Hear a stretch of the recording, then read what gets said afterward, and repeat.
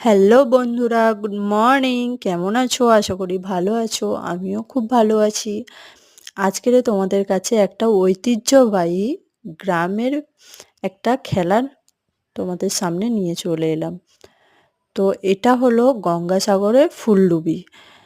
আমি আমার ননদের বাড়ি গিয়েছিলাম, তো ওখানে দেখলাম এই মেয়েগুলো খেলাধুলো করছে। তো সেটা দেখে আমি আর নিজেকে আটকে রাখতে পারলাম না, কারণ আমিও ছোটবেলায় এগুলো খেলতাম। কারণ এখন তো আর খেলতে পারি না, তো এখন তো ওইসবই এরা তো খেলছে, তো সেই কারণে আমিও নিজেকে সামলে রাখতে পারলাম না, চলে গেলাম খেলতে ওদের সাথে। তো ভাবলাম ওদের সাথেই খেলতে পারি কিনা বা আমার কষ্ট হয় কিনা, তো সেই জন্যই গেলাম। দেখি খেলতেই পারছি না, খুব কষ্ট হচ্ছে, আর আগের মতো আর সেই এনার্জি নিয়ে খেলতেও পারছি না। কারণ আমার তো কলকাতায় বিয়ে হয়ে গেছে, আর আমার বাবার বাড়ি তো গঙ্গাসাগরে, তো গ্রামের মেয়েই আমি, বুঝতে পেরেছো তোমরা আশা করি। তো সেই কারণে এখানে থেকে থেকে এমন অভ্যেস হয়ে গেছে, গ্রামের দিকে মানে জানোই তো তোমরা যে শহরের দিকে সবাই মিলে বসে থাকে, মানে বসা কাজ, আর গ্রামের দিকে সবাই কেউ বসে থাকতে পারে না।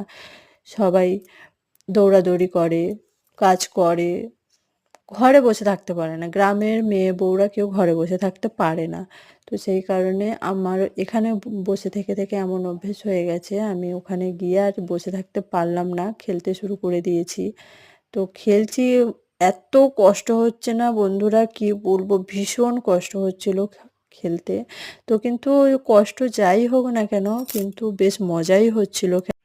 আমি তো এই খেলাটা খেলতে গিয়ে পুরো একদম সন্ধে হয়ে গেছে। যখনই আমি খেলতে শুরু করেছি পুরো সন্ধে হয়ে গেছে।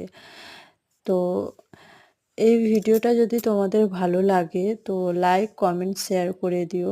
আর এই ভিডিওটা বা এই যে খেলাটা তোমাদেরকে দেখাচ্ছি, তো এই খেলাটা তোমাদের গ্রামীণ অঞ্চলে এই খেলাটাকে তোমাদের কি ভাষায় বা কি নামে খেলাটাকে বলো, তোমরা এই খেলাটা তোমাদের কি নামে বলো, তো তোমরা সেটা কমেন্ট করে জানিও। তো আশা করি তোমাদের ভালো লাগলো ভিডিওটা। তো যদি ভালো লেগে থাকে একটা লাইক, কমেন্ট, শেয়ার করে দিও। টাটা, বাই, ভালো থাকবে।